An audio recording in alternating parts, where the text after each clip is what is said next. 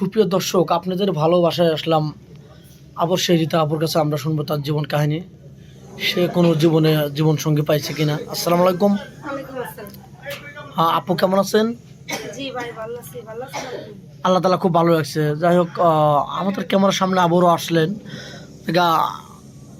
এই ভিডিও পূর্বে অনেক ভিডিও করেছেন, এর মধ্যে তো কোনো সাড়া পাননি না? না ভাই, সারা পানি দেখে তো আবার আসছি।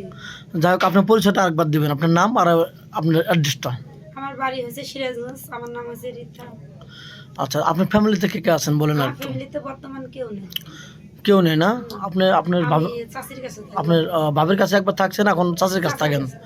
দেখ, আপনার বয়সটা কত মানে বলছিলেন? 27 বছর। 27 বছর। আপনার বয়স 27। আচ্ছা, আপনি এত সুন্দর চেহারা, আপনার এলাকার কোনো ভাই বেরাদার বিয়ে করতে চায় না? কেউ প্রপোজ করে না?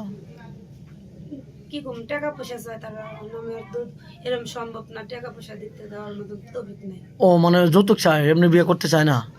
না। আচ্ছা, তোমার ভিডিও পাবলিক হচ্ছে, এটাই মনে করো তোমার শেষ ভিডিও হতে পারে। তোমার যদি কপাল নসিব ভালো থাকে তাহলে এটাই মনে করো আমাদের আমাদের থেকে তরফ থেকে দোয়া থাকবে যে এটা যেন শেষ ভিডিও হয়। যা কোনো প্রবাসী হয় তোমাকে বিয়ে করে যদি প্রবাস জীবনে সেটেল করতে চায়, বাইরে নিয়ে যেতে চায়, তুমি যাবে?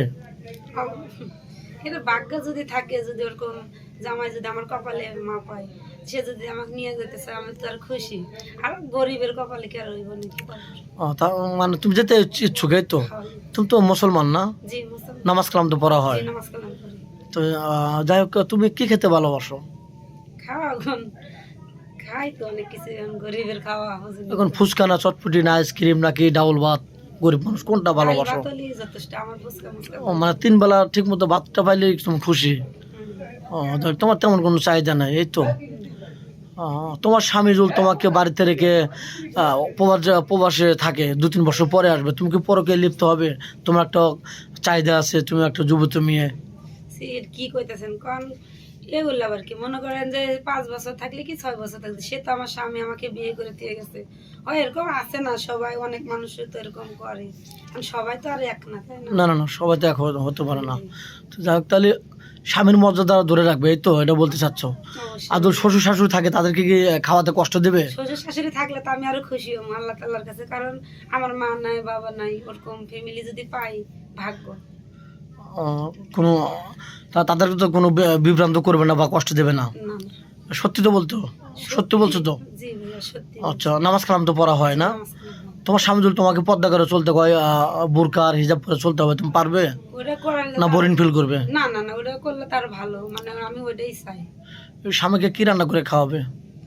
সে যা বাজার করে এনে দিবে তাই তো খাবো, তাই না? তাছাড়া আলাদা ডিপেন্ড, জুল সে কিছু পছন্দ করে ওটা রান্না করে খাওয়াবে না? হ্যাঁ, যদি বলে কে আছে না অনেক কিছু, বিরিয়ানি। আচ্ছা, তোমাদের বিয়ে হলো, তুমি পরের দিন স্বামীকে কি বলে ডাকতে চাও? অনেকে জাদু, সোনা, পাখি, কলিজা এগুলো বলে ডাকে, তুমি ডিপেন্ড কিছু বলে ডাকতে চাও নাকি কি বলে ডাকতে চাও? যে ওঠো ঘুম থেকে, কি বলবে? এরকমই। এরকমই শুধু বলবে যে ওঠো না? তো যাই হোক, শুনে খুব খুশি হলাম। তোমার নাম রীতা। মেয়েটার মন মানসিকতা অনেক ভালো, গরিবের মেয়ে। তা না হলে আমাদের ক্যামেরার সামনে আসতো না, টাকা পয়সা থাকলে। মেয়েটা অনেক সুন্দর, নরম, ভদ্র, নামাজ কালামও পড়ে। তো যাই হোক, বাড়ি সিরাজগঞ্জ। কোনো ভাই যদি বিয়ে করতে চান, আমাদের নাম্বার দেওয়া থাকবে। মেয়েটার কোনো ফোন নেই, আগের ভিডিও তো বলছে মেয়েটার কোনো ফোন নেই, আমাদের নাম্বার দেওয়া থাকবে। কেউ ভিডিও কল দেবেন না, অডিও কল দেবেন। ভিডিও কল দিলে ব্লক করতে বাধ্য হব। সুস্থ থাকবেন, ভালো থাকবেন, এটাই আপনাদের জন্য দোয়া করি। আল্লাহ হাফেজ।